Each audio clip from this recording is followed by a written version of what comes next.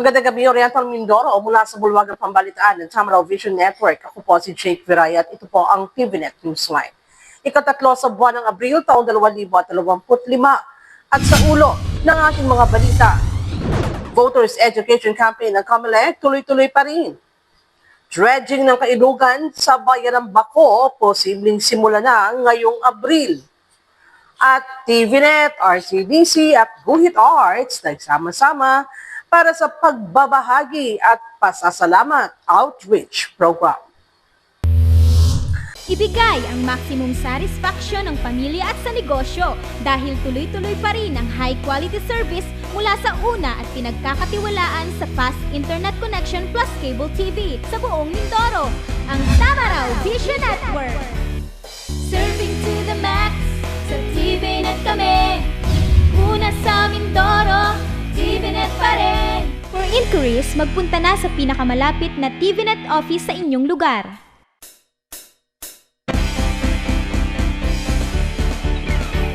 At sa detalye ng ating mga balita, naramdaman sa lungsod ng Calapan ng Intensity 5 na lindol, ganap na alas 7:49 ng gabi ng 30 ng Marso taong kasalukuyan.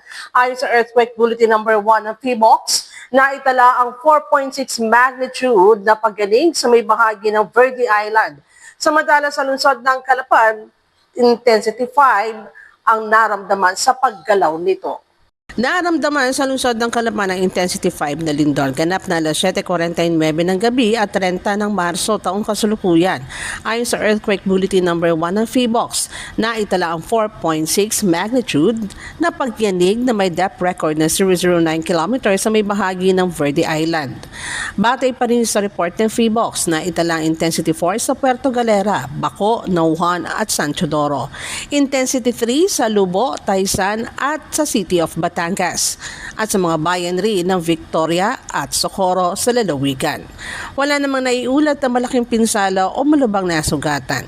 Ganun pa man ay patuloy ang panawagan ng City Disaster Risk Reduction and Management Office na maging alerto sa mga mahinang lindol at patuloy na palakasin ang kultura ng paghahanda, kaalaman at kasanayan. Samantala, nasa 100 persons deprived of liberty o PDL sa Bureau of Jail Management and Penology BJMP Bansud District Jail ang naging benepisyaryo ng second phase ng tulong na pangkabuhayan sa ating Disadvantaged Displaced Worker o TUPAD program ng Department of Labor and Employment. Nasa 100 persons deprived of liberty o PDL sa Bureau of Jail Management and Penology Bansud District Jail ang naging benepisyaryo ng second phase ng tulong pangkabuhayan sa ating Disadvantaged Displaced Worker program ng Department of Labor and Employment.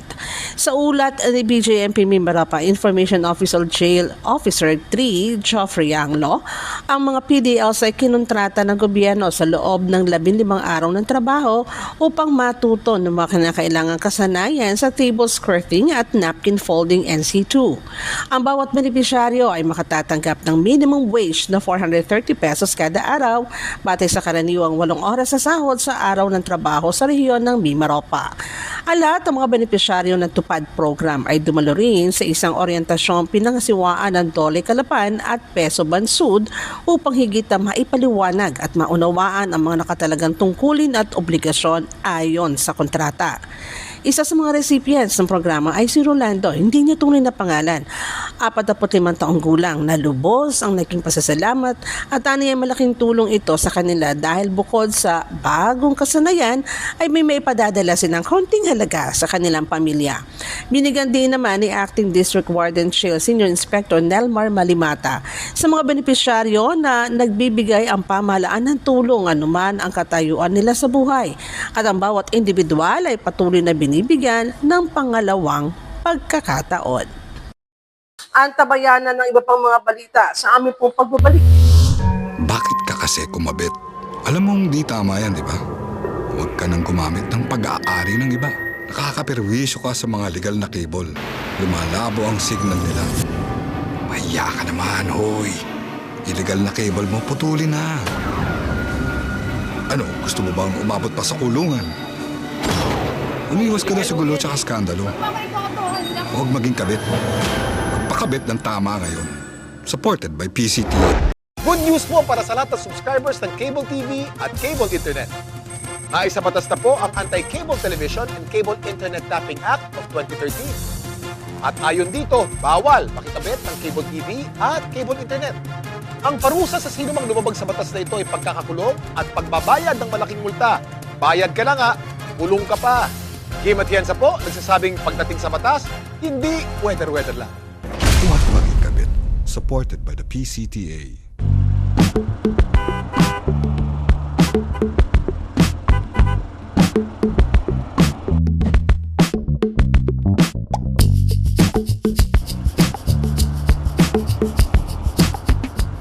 Ibigay ang maximum satisfaction ng pamilya at sa negosyo dahil tuloy-tuloy pa rin ang high-quality service mula sa una at pinagkakatiwalaan sa fast internet connection plus cable TV sa buong Mindoro, ang Tamaraw Vision Network.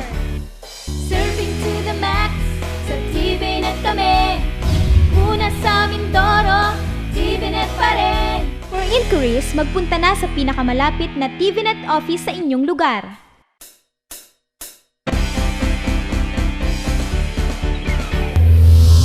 Sa pagpapatuloy natin mga balita, tuloy-tuloy pa rin ang pagsasagawa ng voters education ng tanggapan ng COMELEC sa lungsod ng Calapan.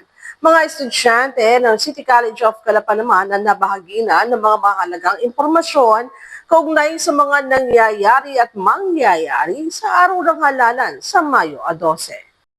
Tuloy-tuloy pa rin ang pagsasagawa ng voters education ng tanggapan ng COMELEC sa lungsod ng Calapan. Mga estudyante ng City College of Calapan ang nabahagi na ng mahalagang impormasyon kaugnay sa mga mangyayari at nangyayari sa araw ng halalan sa Mayo 12.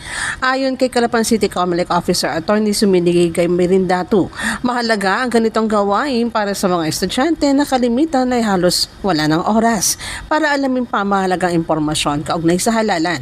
Binigyan din niya na malaki ang papel ng mga kabataang botante sa matagumpay at makatotohanang halalan at pagbabago ng gobyerno. Higit sa lahat, dagdag pa ng opisyal, hinihikayat rin niya ang lahat na gamitin ng mahusay ang kanilang karapatang bumoto sa Mayo 12. Hindi masayang ang kanilang boto. Kasi may sinasabi tayong overvoting and undervoting. Kapag overvoting ay hindi mabibilang ang kanilang ibinoto sa particular na posisyon. Pero kapag undervoting, pwede mabibilang. Tapos isa pa, kung yung prinsipyo natin na ipapatupad na one ballot per voter ang dapat nating ipatupad unless it is by reason of the electoral board members kung bakit sila kailangan mabigyan ng another ballot or pagkakataon. Kabilang naman sa binahagi ng COMELEC sa mga estudyante ang ilang mahalagang impormasyon tulad ng mayroong 62 barangay ang lungsod ng Calapan, 96,310 ang registered voters, 600 ang mga presinto, 135 clustered precincts at 57 ang voting centers. Sa madalas, sinabi rin na naturang opisyal na naging mapayapa at maayos ang sinagawa nilang Operasyon Baklas, kasabay ng unang araw ng pagbubukas ng kampanya para sa lokal na posisyon. Muli, anila silang nagpapaalala sa mga kandidatong na sumunod sa mga regulasyon at batas ng halalan habang panawagan naman nila sa mga botante na maging matalino sa pagpili ng mga iboboto para sa tunay na pagbabago at pagsulong ng bayan. Posible na magsimula ang dredging sa mga kailugan sa bayan ng Baco ngayong Abril 2025. Ito ang pahayag ni Baco Mayor Alan Roldan sa mga lokal na mamamayan at hinihintay na lamang aniya ang NTP o ang Notice to Proceed upang ganap na itong maaprubahan ng DENR. Narito po ang report. Posible nang magsimula ang dredging sa mga kailugan sa bayan ng Baco ngayong Abril 2025. Ito ang pahayag ni Baco Mayor Alan Roldan sa mga lokal na mamamahayag. Hinihintay na lamang aniya ang NTP o ang Notice to Proceed upang ganap itong maaprubahan ng DENR. Ang baha ang isa sa tinuturing na pangunahing problema sa bayan ng Baco na lubang nakakaapekto sa mga mamamayan nito at maging sa lokal na ekonomiya ng bayan. Kaya naman sa pagpasok ng tag-init na ayon lamang na simulan na ang proyekto na malaon na rin hinihintay ng mga Bacoenyo. Dagdag pa ng punong bayan, taong 2022 pa nagsimula usapin ng dredging at ngayon 2025 ay inaasahan nilang matutuloy na ito. Tinatayang nasa 10 barangay ang dadaanan ng proyekto. Sisimula ng pagpapalalim sa kailugan ng Alag pababa ng Water at mula sa Lungos pababa naman ng San Andres. Start yan na i-propose o karoon ng usapin tungkol dyan 2022 pa. Pero salamat sa Diyos dahil ngayon 2025, baka by April, mag-start na yung dredging dahil lang, kailangan lang naman dyan mapermahan ni Governor Bons Dolor yung NTP, yung Notice to Proceed, para isa kasi sa requirement na hinihingi ng DENR, yung Notice to Proceed. So meron ng Notice to Proceed. So by April, tumawag na sa akin yung proponent, by April, baka mag-start na yung dredging dito sa bahay ng Baco. Itong Alag River, mula dito sa may part ng Alag, down to Water, then Lungos, down to San Andres. So ilang barangay yan, start dito sa yung sinasabi nating Lungos, and then yung Katuwiran 2, Katuwiran 1, Malapad, Putikan Cabulo, Tabon-Tabon, and San Andres. Dito naman sa part na ito, Alag, Burbuli, Santa Cruz, Lumang Bayan, Water. Siya yun yung part na yun. Kasi dalawa yan. Yung part ng Lungos, yun ay yung galing yun sa Karayarayang River. Then yung kabila naman, yung Alag River, yung part dito sa kabila. So more or less, 10 barangay yung dadaanan ng dredging na project. Pahayag pa rin ni Mayor Roldan, hindi rin nakakaligtas sa baha ang munisipyo o ang poblasyon ng Baco. Kaya naman dito ay kinakailangan ng lokal na pamahalaan na bumili ng heavy equipment para dito at ang paghiling ng pondo mula sa tanggapan ni 1st District Congressman Arnan C. Panaligan para sa isang flood control project. Ayon pa rin sa mayor, maraming hakbangin na ang kanyang ginawa at kasulukuyang ginagawa upang matugunan ang problema ng pagbaha sa kanyang bayan. Sa gitna ng init na panahon ng halalan, mahalag pa rin aniya ang patuloy na pagkilos at pagtupad sa tungkulin. Pagbabalik po ang TVNet Newsline, makalipas lamang ilang paalala.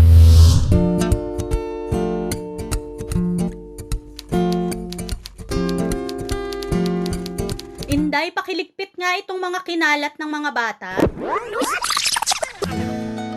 Noon, gusto ko makapag-aral. Pero walang oras dahil full-time ang trabaho ko. Pero ngayon, dahil sa online classes ng Solar Learning at DepEd Alternative Learning System, natupad na ang pangarap kong makapag-aral. Good day, ka-learners! Welcome to another episode. Hindi ko na kailangan pumasok sa eskwelahan. Nakakapag-aral ako sa oras na gusto ko. Anytime! Nagkaroon ako ng second chance sa pag-aaral. At dahil recognized ito ng DepEd, sigurado ako sa diploma. This lesson, You should be able to. you learned about the persons. Sa wakas, matatapos ko na ang high school ko. Ay, salamat din nga pala kay ate. Ina-sponsor niya ako na ma-enroll sa Solar Learning.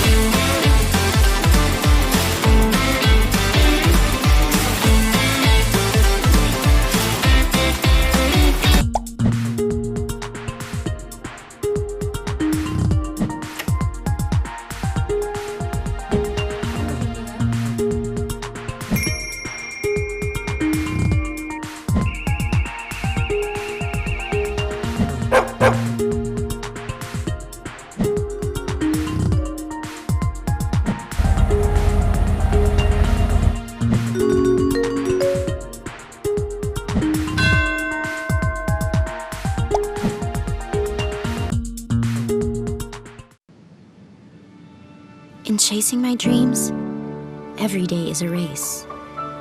For every second I dedicate and every effort I put in, I want bigger results to come out.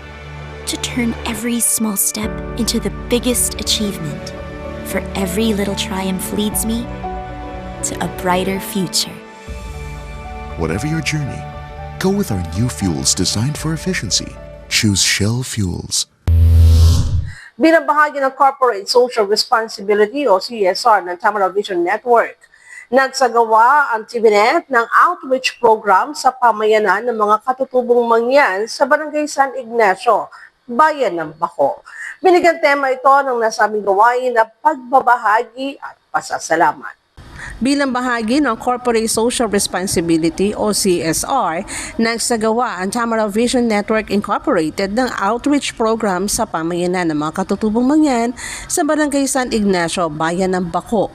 Binigyan tema na sabing gawain na pagbabahagi at pasasalamat.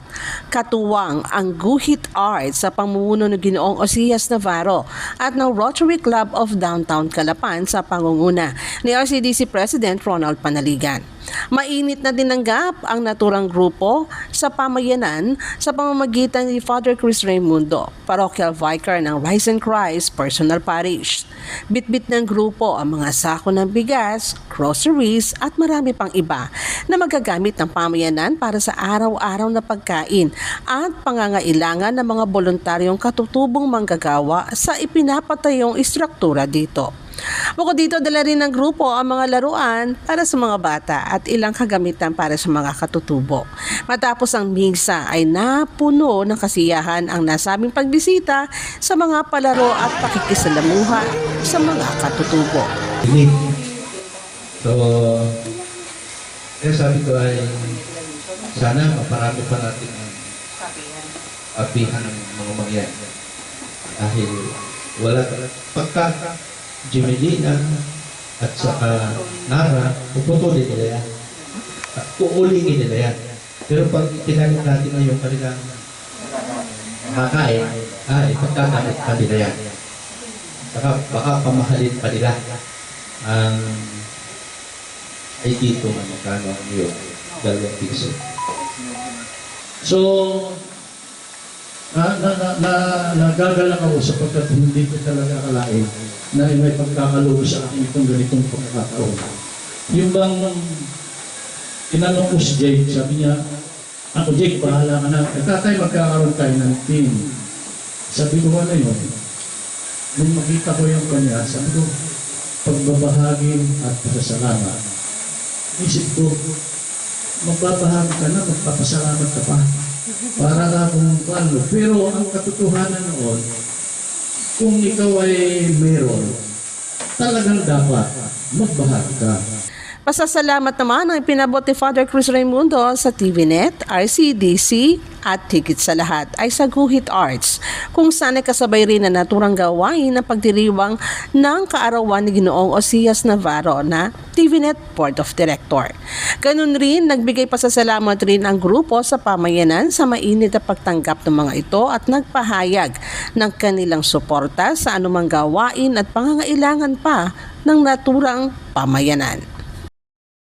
Samantala, alamin po natin ang presyo ng mga pangunahing bilihin sa ating pamilihang lungsod ng Calapan. Narito po ang ating Palengke Watch.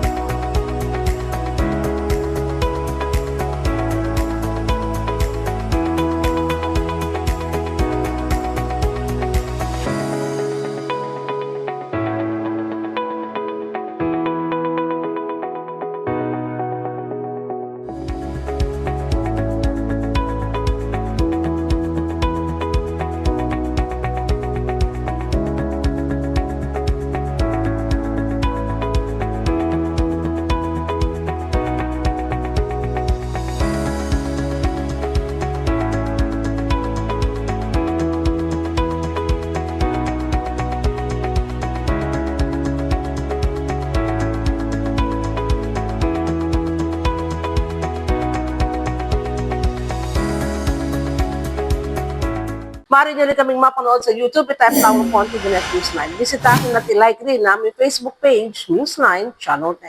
At yan po kabuuan ng mga balita na kahanap ng Newsline staff and crew para sa araw na ito at sa inyong comments, suggestions, mga balita at impormasyon na nais iparating sa aming programa. Tumawag po lamang sa TVNet hotline sa numero bilang 043-288-4240. Ito po ang TVNet Newsline, katotohanan ng serbisyo hatid sa mga Mindareño. Ako po muli, si Jake Viray na nag-iwan sa inyo ng isang maganda at mapayapang gabi. Marami pong salamat sa inyong walang sawang pagsubaybay.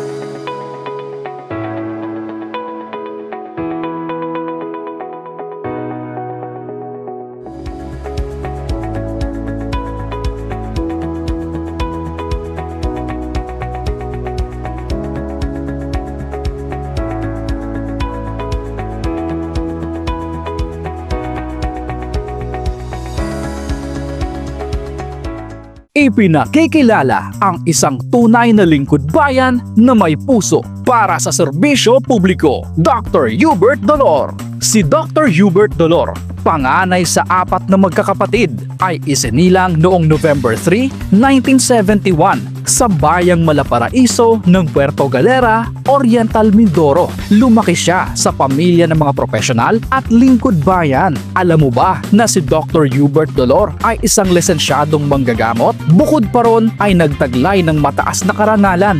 Nagtapos bilang magna cum laude sa kursong Masters in Hospital Administration habang naninilbihan bilang alkalde. Alam mo ba na nagsilbi si Dr. Hubert Dolor bilang mayor sa loob ng 3 termino sa Puerto Galera? Siya ay nagsimula taong 2007 hanggang 2016. Nagbigay siya ng makasaysayang kontribusyon sa kalusugan, edukasyon at kabuhayan ng kanyang mga nasasakupan. Lingid sa kaalaman ng lahat, siya ay nakatanggap ng Dr. Jose Rizal Memorial Medal of Honor, isang karangalan sa kahusayan at serbisyo.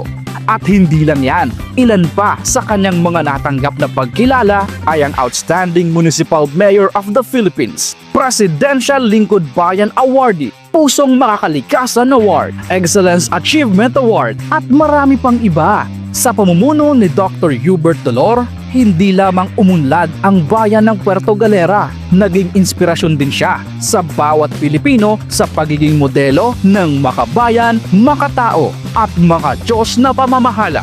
Dr. Hubert Dolor, isang doktor, isang leader, isang inspirasyon.